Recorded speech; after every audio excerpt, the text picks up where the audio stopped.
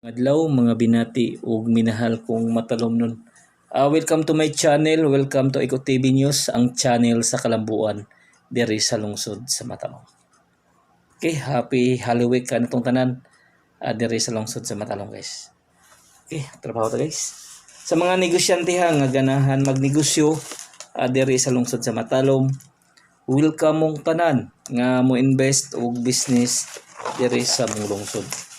Ang lungsod sa Matalom nanginahanglan og mga investor, nanginahanglan og mga negosyante.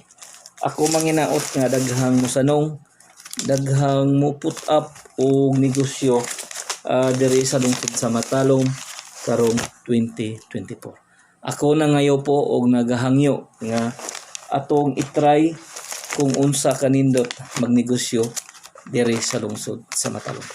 Iko pipi tinuoray nga mo serbisyo with a purpose alang sa kayuhan sa tanan ug kalambuan diri sa lungsod sa Matalom.